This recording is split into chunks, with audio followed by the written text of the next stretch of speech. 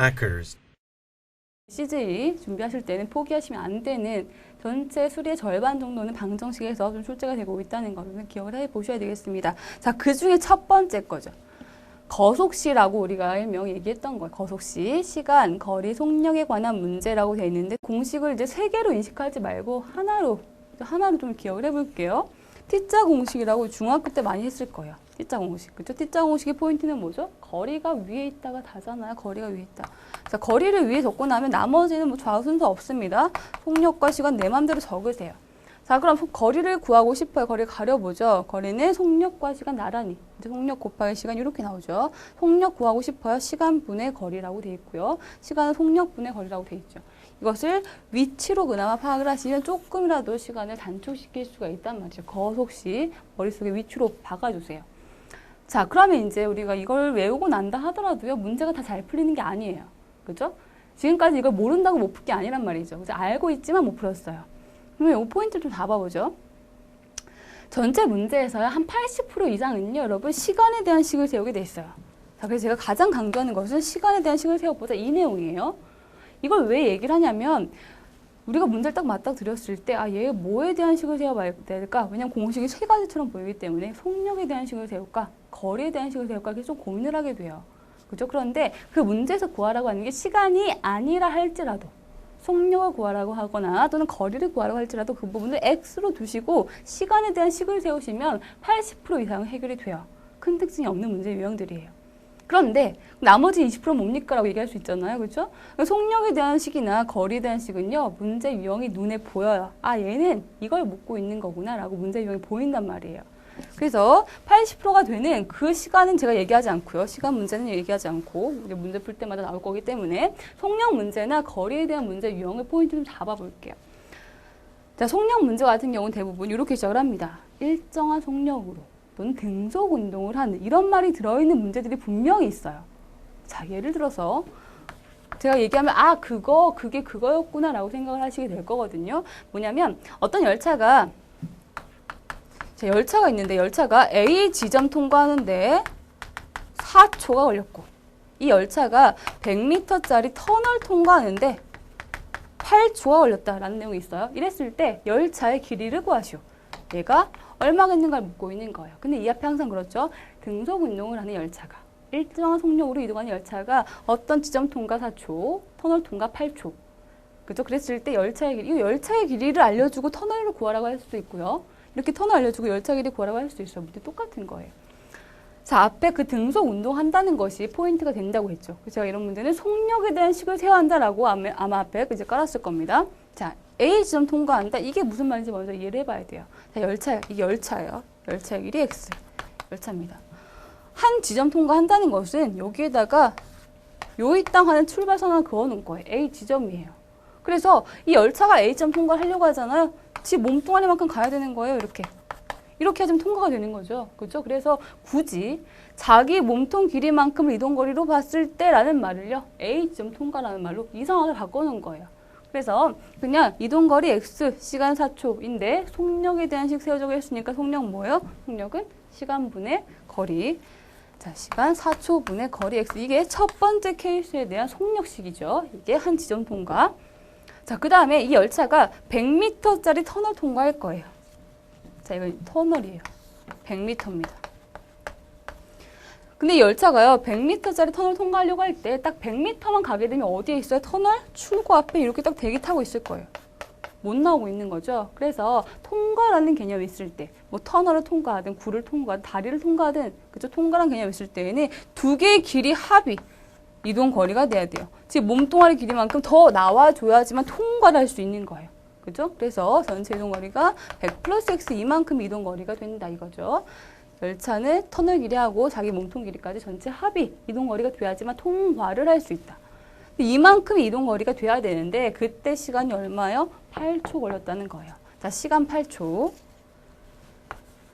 이동 거리는 100 플러스 x인데요. 얘가 등속이라고 했죠. 그렇죠? 이속력이나 어떻다, 같다, 등속이다라는 이렇게 속력 같다는 것을 등식으로 만들어주는 게 이게 포인트가 되는 거예요. 그런데 더 간단한 건 이런 거죠. 등속 운동이라고 했으면 시간과 이동 거리가 똑같이 비례해야 돼요. 예를 들면 1초에 10m 가요. 그럼 그 열차 2초에는 20m를 가야만 돼요. 속력 같으니까. 그죠? 3초에 30m를 가야만 되죠. 그러면 시간이 4초, 8초 2배예요. 그러면 분자가 이동 거리도 딱 2배가 되게 하기 위해서는 굳이 지금 이 식을 안 풀어봐도 x값은 얼마가 될 수밖에 없어요? 100m가 될 수밖에 없는 거죠. 그죠? 100m가 될 수밖에. 시간과 이동 거리가 정확하게 비례해야 된다라는 걸로 등속 운동은 좀 더 간단하게 포인트를 잡을 수가 있겠습니다. 자, 이게 속력에 대한 식을 세운 대표적인 문제 유형이에요. 속력이 같다는 거. 자, 그런데 하나만 더 말씀드려보자면 이 통과하는 거 있잖아요. 통과하는 거.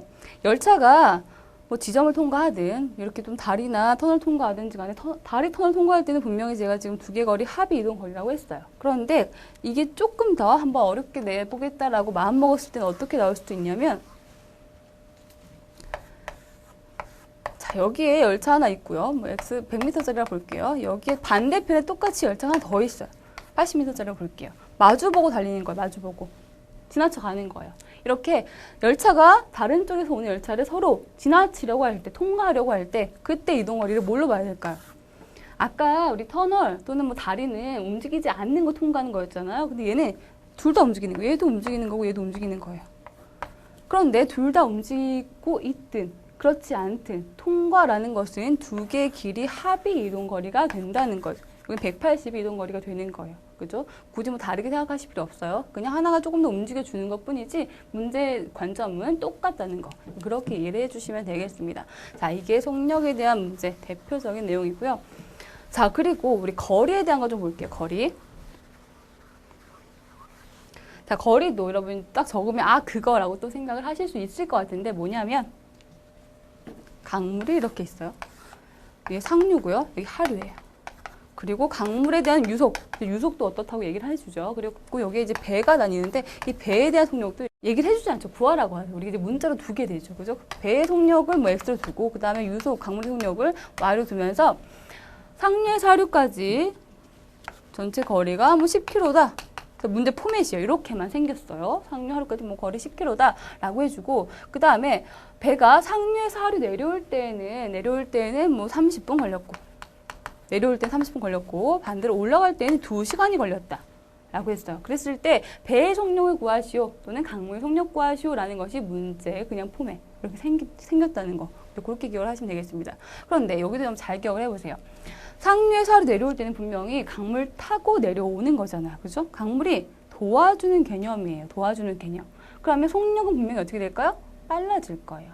자, 빨라지다 보니까 시간이 단축이 되죠. 그죠? 반대로 올라갈 때는요. 강물이 방해하는 방향이에요. 방해하고 있다 보니까 속력이 줄어들 거고 시간은 늘어나요.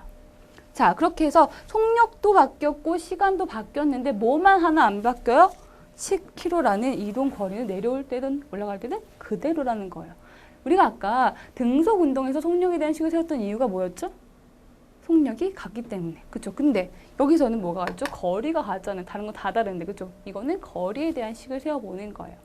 자, 잠깐 뭐 식만 세워보자면요. 30분이고 얘는 2시간이니까 시간 단위가 다르잖아요. 얘를 2시간, 그러니까 시간 단위로 2분의 시간을 맞춰주고 그 다음에 올라갈 때는 유속만큼 방해를 받을 거니까 이렇게, 그죠? 방해 받은 걸 넣어주시면 돼요. 이 속력으로 2시간 동안 간 거리가 10km, 이게 올라갈 때에 대한 식인 거고 내려올 땐 도와줘요. 그런데 그렇게 간 거리가 10km인 거. 연립하시면 x하고 y값 나오는 거죠. 그죠? 자, 운동장 둘레, 뭐 호수 둘레라고 돼 있어요. 여기서 A하고 B가 뭐 같은 방향으로 달리면 뭐 2시간 만에 만나고 반대로 가면 뭐 40분 만에 만난다. 한 바퀴 둘레는 뭐 2km이다. 했을 때 A의 속력 구하시오 또는 B의 속력 구하시오라는 것이 또 대표적인 문제 유형입니다. 자, 여기서도요. 같은 방향 갔을 때 만난다는 것에 대한 개념 한번 생각을 해볼까요? 같이 갔을 때 만난다는 것은요. B가 이만큼 갔을 때 더 빠르게 간 A가 이렇게 가서 즉 두 사람이 간 거리의 차가 한 바퀴만큼 벌어져야 돼요. 그죠? 그래야지만 만날 수 있는 거예요. 즉 두 사람이 간 거리 차가 얼마큼이에요? 2km라는 거리 차를 발생시켰을 때 그때 만나는 거죠. 자, 반대로 갔을 땐 뭐예요? B가 이만큼 갔을 때 A가 나머지 이만큼을 가주면 그럼 만나는 거예요. 그죠? 그러면 둘이 간 거리의 합이 2km가 됐을 때 한 바퀴가 됐을 때 만나는 거예요. 그래서 반대로 가든 또는 같은 방 가든 2km라는 개념 가지고 합과 차를 얘기할 수가 있기 때문에 이것도 거리 2km에 대한 식을 세워보는 거죠. 그죠? 뭐 식을 굳이 얘기를 해보자면 A의 속력도 모르고 이것도 아까 유속하고 비슷한데요. B의 속력도 몰라요. 각각 A, B로 볼게요. 그랬을 때 2시간 동안 A가 간 거리 속력 곱하기 시간이에요. 2시간 동안 B가 간 거리 차가 한 바퀴 2km 이거고 그 다음에 40분도 역시나 시간 단위를 바꿔서 3분의 2시간 맞춰주고 난 뒤에 3분의 2시간 동안 A가 간 거리와 3분의 2시간 동안 B가 간 거리 합이 2km. 그죠? 합과 차에 대한 거리 값을 2km 기준 잡을 수가 있기 때문에 이것도 거리에 대한 식을 세워보는 거죠. 자, 이렇게 딱히 특징이 있는 것들 또 보인단 말이죠. 근데 이런 것이 딱히 보이지 않는 것은 뭐에 대한 식을 세운다고요? 나머지 80% 이상이 시간에 대한 식을 세운다. 이렇게 보시면 됩니다. 자, 거리에 대한 특징은 뭐 하나 더 있는데 그거 이제 문제 유형 보면서 말씀드리는 게 나을 것 같아요. 뭐냐면 뭐 뒤에 한 1시간 늦게 출발한 후발대가 선발 따라잡는 데까지 몇 시간 걸렸다. 뭐 이런 문제 유형이 있어요. 문제에서 따라잡았다. 뭐 뒤따라가서 만났다는 내용은요. 이것도 결과적으로 두 사람이 간 속력도 다르고요. 달리는 시간도 달라요. 그런데 이동 거리가 같아져야지만 그때 만나는 거죠. 그래서 그걸 세워보는 거예요. 총 이동 거리가 같다는 것을 식에 넣어주는 겁니다. 그런 식으로 문제에 대한 유형 분리가 필요해요, 여러분. 유형 분리가. 그렇게 하지 않고 맨 문제 풀 때마다 이거는 식이 이렇게 세워지고 답이 몇 번이다. 이건 식이 이거고 답이 몇 번이다. 이거 속력 문제다. 이렇게 끝내버리면 그 나올 때마다 계속 고민을 하게 됩니다. 문제에 대한 좀 철저한 분석으로 접근을 하시면 이러한 문제가 이렇게 풀리는구나 라고 되는 거예요. 이 문제가 아니라 이러한 문제가. 그렇게 좀 접근을 해보시면 되겠어요. 자, 두 번째 농도에 관한 문제가 있네요. 농도에 관한 문제. 자, 농도에 관한 문제는 여기 나와 있는 것처럼 소금의 양이 나와 있는데 소금의 양 전에 우리 농도부터 먼저 생각을 해줘야 될 거 아니에요. 농도. 그렇죠? 농도는 단순하게 퍼센트예요, 여러분. 퍼센트. 그렇죠? 그냥 소금물의 농도를 구하는 공식 이게 아니라 퍼센트 비율을 구하는 공식이다라고 생각을 하셔야 돼요. 우리가 이걸 좀 제대로 이해를 하고 있으면 자료 해석에서도 계속해서 비율 구하는 내용에다가 똑같이 적용시킬 수가 있단 말이죠. 제가 여러분들한테 우리 교실에 한 50명 있는데 그중에서 23명이 안경을 쓰고 있습니다. 라고 하면서요. 안경 쓴 사람 비율 한번 구해봅시다 라고 얘기하면 안경 쓴 사람 퍼센트 비율 구하는 공식을 안 알려줘도 식을 못 세운 사람 아마 거의 없을 거예요. 어떻게 세울까요? 전체 50명 중에서 23명인데 곱하기 100해서 비율을 구하면 됩니다 라고 얘기하실 거예요. 이 식이 어떻게 나온 거죠? 분모에 뭐가 있어요? 전체값이 있는 거예요. 분모는 항상 기준값 전체값이에요. 분자를 포함하고 있는 전체값. 그죠? 그게 분모값이에요. 그것뿐에 분자는 뭐를 구하는 거예요? 분자는 뭘 적는 거예요? 내가 알고 싶은 값을 분자에 적는 거예요. 그죠? 곱하기 100은 왜 오는 거죠? 퍼센트랑 단위 때문에 그냥 옵션으로 붙어 있는 것 뿐이에요. 옵션. 여기까지 사실 곱하기 100 없어도 이거 비율 다 나와 있는 거거든요. 근데 퍼센트로 가기 위해서 옵션으로 가 있는 거예요.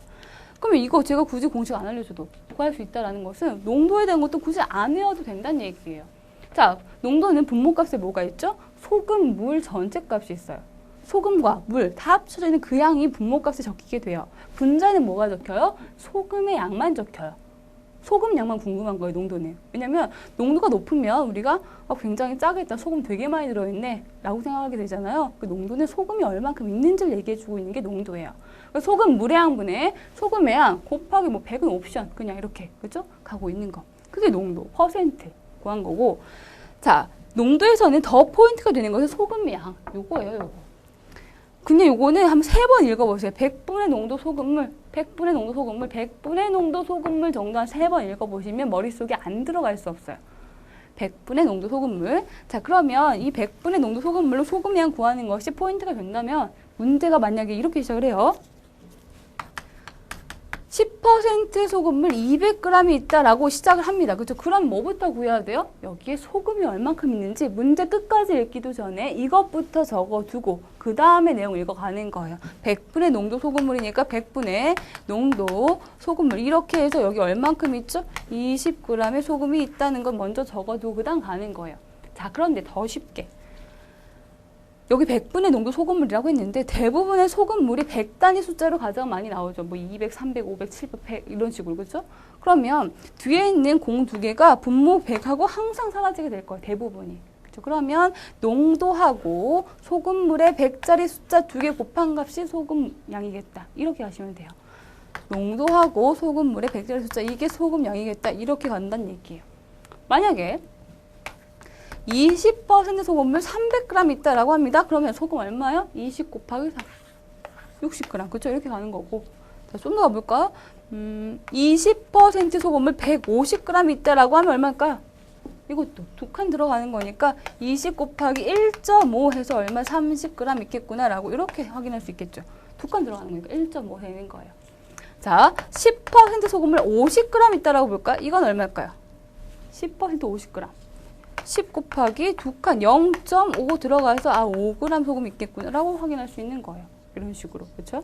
이렇게 소금 양 구하는 공식은 농도 곱하기 소금물 100짜리 이렇게 이제 확인해 보실 수 있겠습니다. 이거 내용이 확인되면요. 정말 어마어마하게 쉬운 내용들을 정말 여러분 평소에 헷갈렸었던 것들 정말 쉽게 푸실 수 있어요.